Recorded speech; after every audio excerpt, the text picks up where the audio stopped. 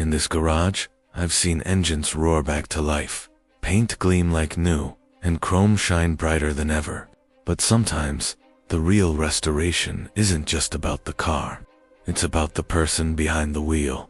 It's about the stories they carry, the battles they've fought, and the quiet hope for a peace they've long deserved. This is one of those stories.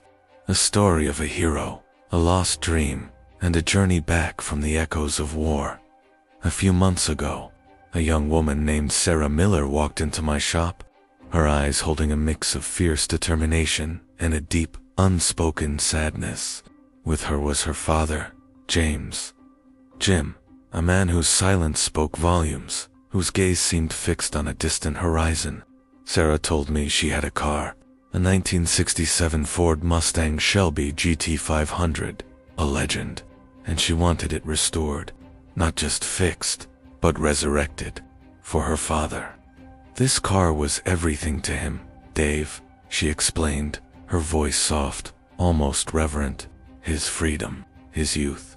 He bought it right after high school, before Vietnam. He loved that car, but then, he lost it. And when he came back from the war, he was never the same.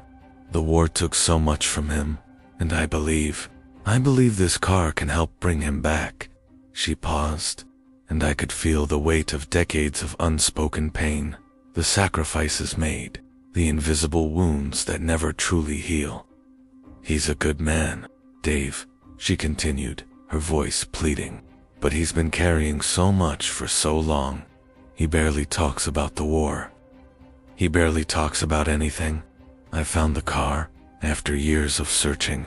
It's a wreck, but I believe if we can bring this car back, maybe we can bring a piece of him back too. Can you help us, Dave? Can you help my dad find his way home? Not just to us, but to himself. I've heard countless stories in this garage.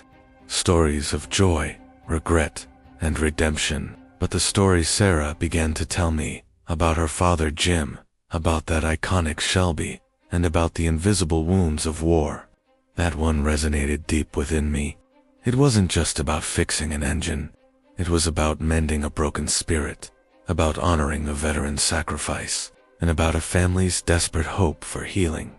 This is the story of a legendary American muscle car that became both a symbol of a lost innocence and an unlikely key to unlocking decades of unspoken pain.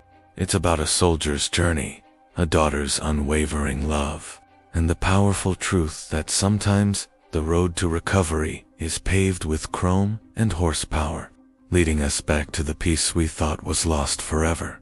My name is Dave Richardson, and this restoration taught me that the loudest engines can sometimes drown out the quietest screams, but they can also lead us back to peace. If you've ever known someone who served, or if you believe in the power of healing and the strength of family, hit that like button right now. Share this video with someone who needs to hear it, and subscribe, because every week I share true stories about cars, family, and the moments that change everything. Now, let's get into the story of Jim, Sarah, and their Shelby GT500. The Shelby GT500 arrived on a flatbed, a shadow of its former glory. A 1967 Ford Mustang Shelby GT500, Nightmist blue, or what was left of it. The paint was peeling, rust had eaten through the quarter panels, and the iconic 428 cubic inch Police Interceptor engine was a seized, greasy mess. The interior was ripped, the dashboard cracked, and the entire car reeked of neglect and despair. It was a wreck, a shell of the beast it once was, but even in its broken state, you could feel the raw power, the legend that lay beneath the grime. This car had presence, and it carried a story, a heavy one. Sarah Miller walked into my office a few days later, her father, Jim, trailing silently behind her. Sarah was in her late 30s, bright and determined. Jim was in his early 70s, a man whose eyes held a distant, haunted look.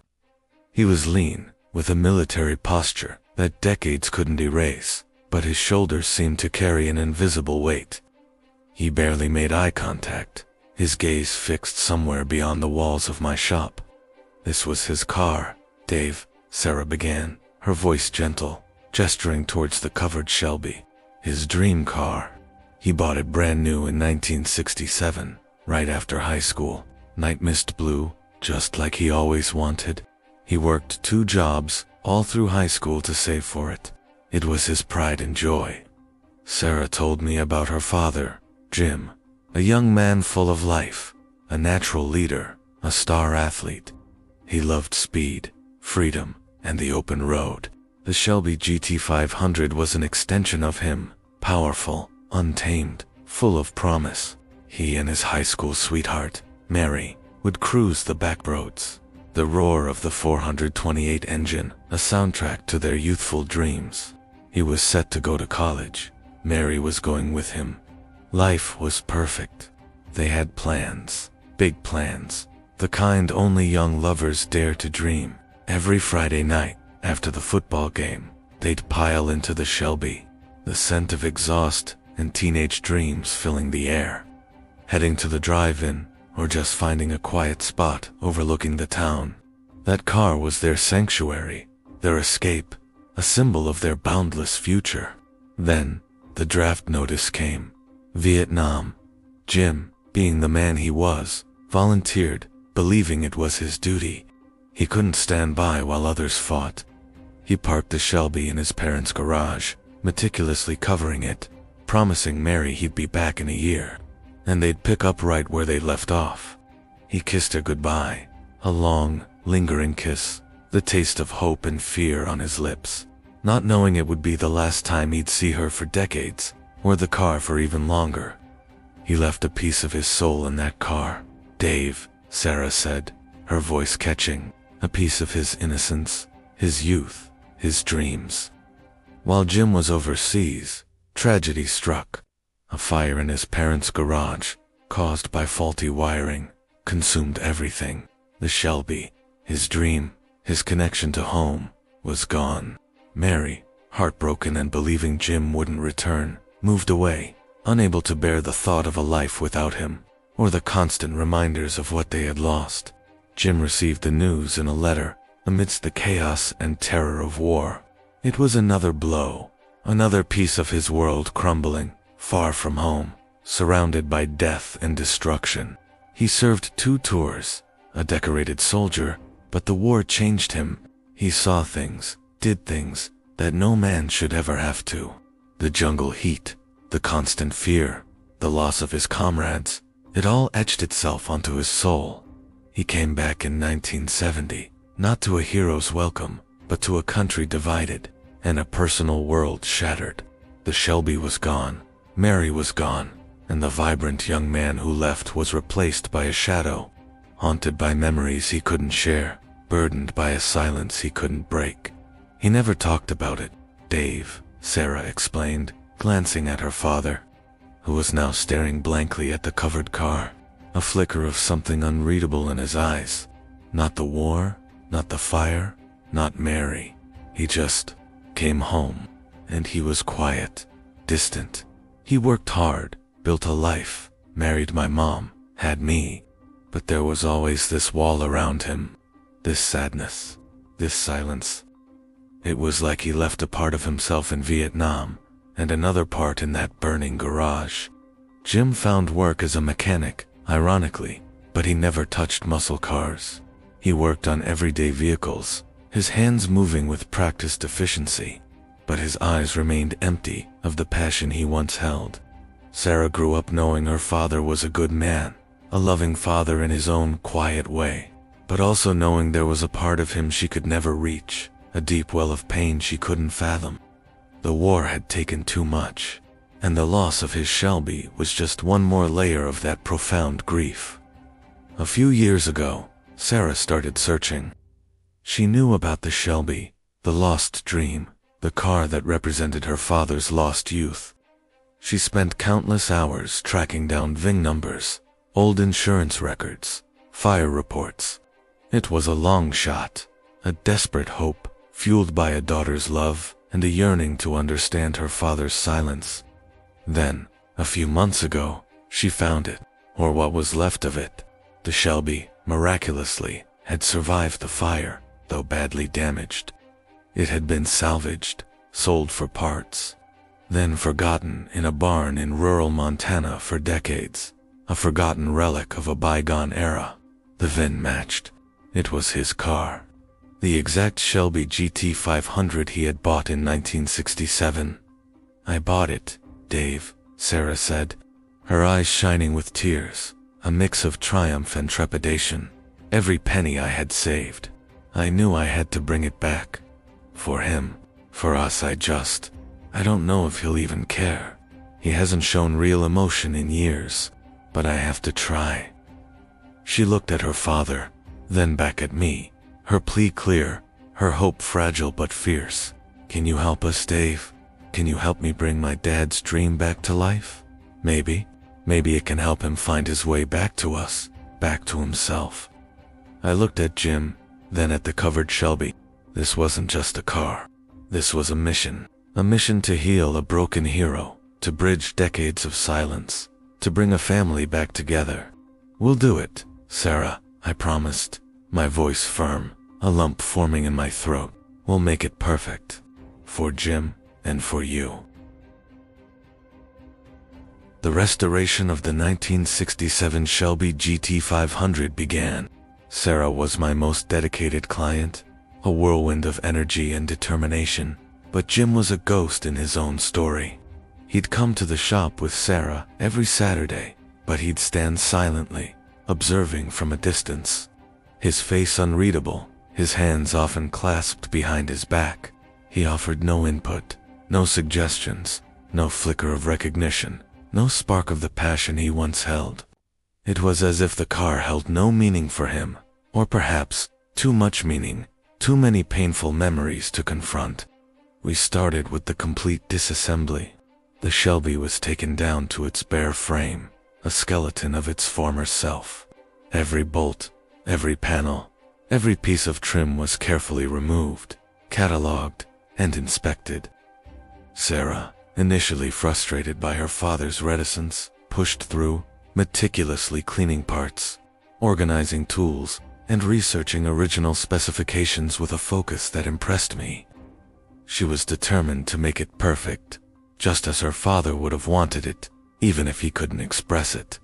"Mom would have loved this part," she'd say, holding up a polished chrome piece, trying to draw her father in, trying to find a crack in his emotional armor. Jim would offer a grunt, a nod, or a simple his gaze still distant, his silence a heavy presence, a wall built from years of unspoken grief and the difficulty of expressing emotion. I watched them, a mechanic, a daughter, and a grieving father, trying to chip away at a fortress of pain, hoping for a breakthrough. I tried my own approach, subtle nudges, gentle invitations. "Jim, your hands look like they know their way around an engine. Susan always talked about how you kept this car running perfectly. You want to help me with this block?" He'd shake his head. "Nah, I'm just watching. Emily's got it." But I noticed he was watching. His eyes, though distant, would occasionally linger on a specific part, a tool, a technique, a flicker, a tiny, almost imperceptible flicker of something. One afternoon, while Emily was struggling to remove a particularly stubborn suspension bolt, her frustration mounted. The wrench slipped, scraping her knuckles. "Dad, can you just help me for a second?" she pleaded, her voice tinged with exasperation, tears of frustration welling in her eyes. Bob hesitated, then slowly, almost imperceptibly, walked over. He picked up a different wrench, a heavier one, applied pressure with a practiced hand, and with a grunt, the bolt finally came loose. He didn't say anything, just handed her the wrench and walked back to his corner. It was a small moment, but it was a crack in the wall. A genuine, albeit silent, interaction. A moment of connection that spoke volumes without a single word. From that day on, Jim started to participate, slowly, reluctantly at first. He wouldn't talk much, but he'd be there, offering silent guidance, occasionally picking up a tool, his movements becoming more fluid, more confident. He'd spend hours meticulously cleaning the original engine block, his hands, though aged and scarred by war, now finding a new purpose in the familiar rhythm of restoration, a connection to a past he had tried so hard to bury. He knew every bolt, every curve, every nuance of that Shelby. It was as if the car was a language he still understood, even when words failed him, a tangible link to the young man he once was. Sarah watched, tears often welling in her eyes, as she saw glimpses of the father she remembered from old photographs, the man who loved cars, the man who had dreams, the man who had a spark in his eyes, the man she had yearned to know for so long. The frame needed extensive work. The fire damage, though not catastrophic, had warped some sections, and decades of neglect had introduced significant rust. It was a bigger job than anticipated, requiring specialized tools and techniques. Sarah, worried about the cost and the complexity, looked disheartened, fearing they might have to give up. It was then that Jim, for the first time, spoke more than a few words. His voice soft, almost tender, his gaze finally meeting Emily's, a rare moment of direct eye contact. "It's fixable," he murmured, his voice gaining a hint of its former strength. "Just needs patience and the right touch. This car was always tough, just like the spirit of those who built it." He walked over, picked up a wrench, and pointed to a specific area of the frame. "You need to brace it here, then heat it slowly. Work it back into shape. Don't rush it.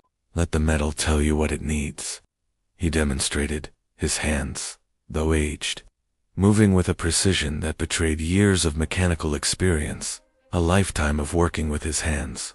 Emily watched, a small, hopeful smile on her face, a glimmer of understanding dawning in her eyes.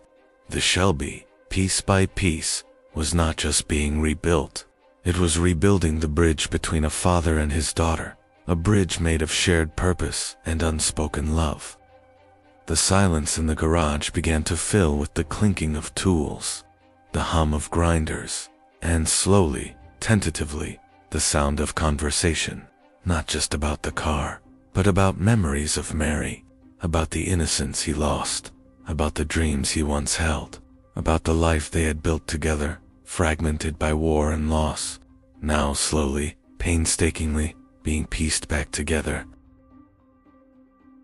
As the Shelby GT500 neared completion, the transformation in Jim was undeniable. He was still a man of few words, a habit ingrained by decades of silence, but the haunted look in his eyes had softened, replaced by a quiet peace. He laughed sometimes, a quiet rusty sound that brought tears to Sarah's eyes, a sound she hadn't heard in years.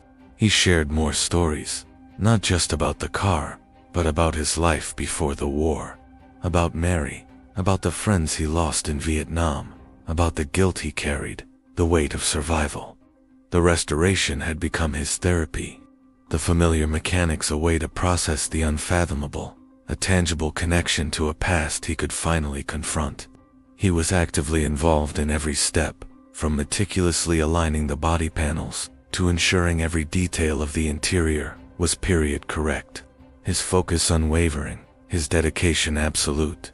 The Nightmist blue paint, gleaming under the shop lights, was breathtaking, a deep, rich color that seemed to hold the secrets of the past and the promise of the future. Jim personally oversaw the final buffing, his hands, once trembling from unseen battles, now steady and purposeful, polishing away the last vestiges of neglect. The engine, the iconic 428 Police Interceptor, was finally ready.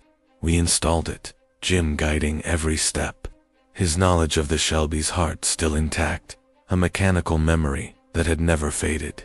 When it was time for the first start, Jim insisted on turning the key. He sat in the driver's seat, his hands gripping the steering wheel. A look of profound anticipation, a mix of fear and hope, on his face. Sarah stood beside him, her hand resting gently on his shoulder, her heart pounding in her chest. He turned the key.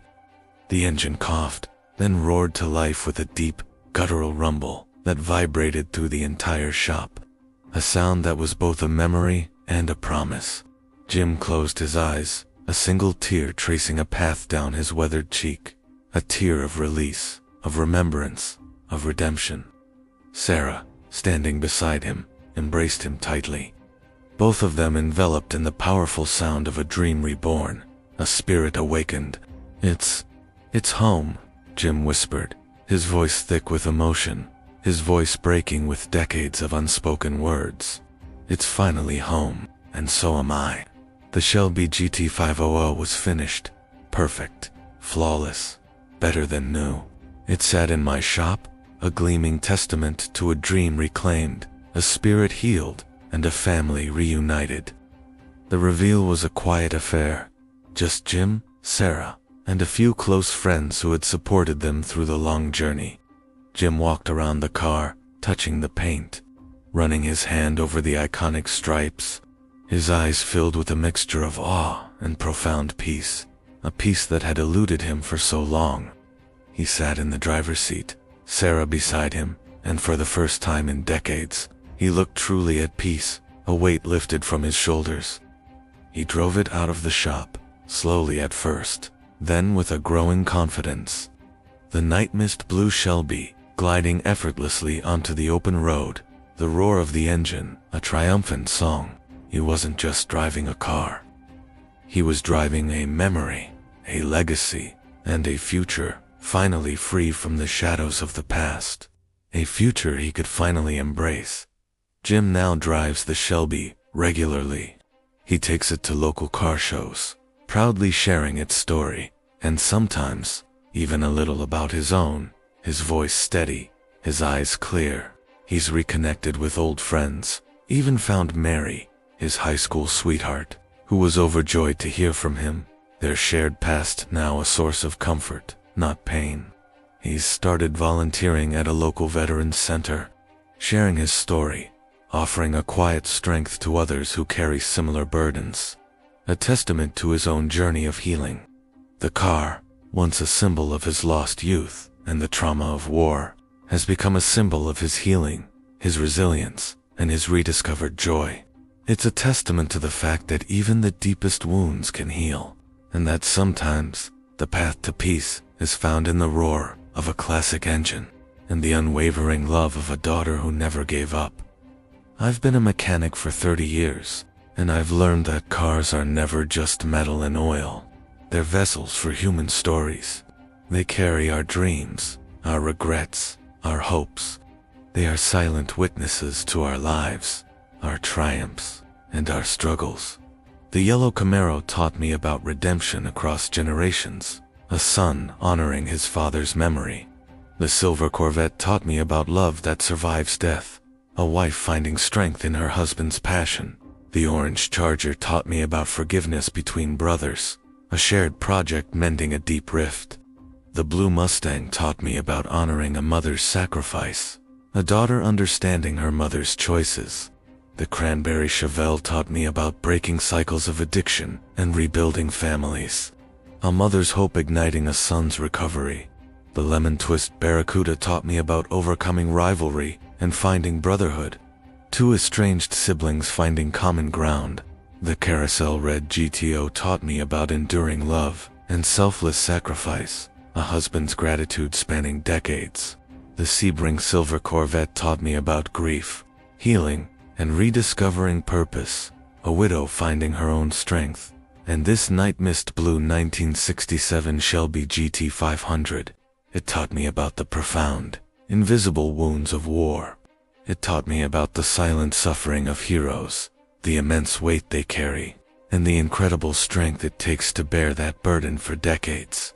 But more importantly, it taught me about the power of a daughter's unwavering love, the incredible resilience of the human spirit, and the unexpected ways we can find healing. It taught me that sometimes the path to peace isn't found in forgetting the past, but in confronting it, honoring it, and transforming its pain into purpose, into a legacy of hope.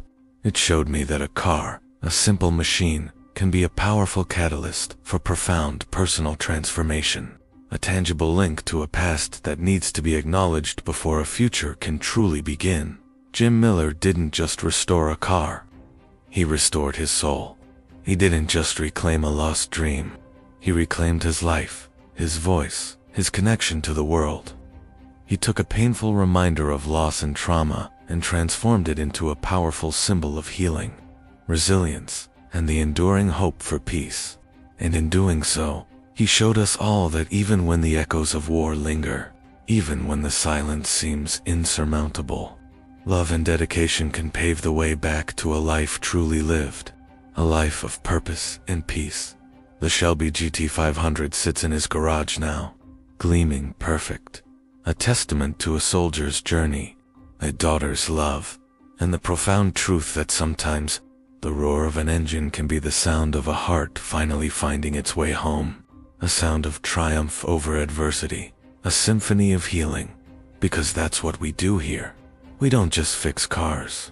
We create the space for healing, for reconciliation, for redemption, for families to come back together, for friendships to be restored, for people to become who they're meant to be. We help them find their way back to themselves, one bolt at a time, one story at a time, one Nightmist blue 1967 Shelby GT500 at a time, and I wouldn't change a thing. If this story moved you, if you've ever known a veteran, or if you believe in the power of healing and the strength of family bonds, I need you to do something right now. Hit that like button, because these stories need to be told. People need to know the sacrifices made and the long, often silent, road to recovery. That legacies can be honored in the most beautiful ways. That it's never too late to find peace, to reconnect, to heal. Subscribe to this channel. Every week I share true stories about cars, family, forgiveness, and the moments that change everything. These aren't just car stories, they're human stories, and they matter. Leave a comment. Tell me your story. Have you ever found healing through a project? Has a loved one's journey inspired you to find your own strength? I read every single comment, and your story might be the next one I tell. This is Dave Richardson, and I'll see you next week with another story, another car, another life changed. Because that's what we do here. We restore more than engines. We restore hope, one story at a time.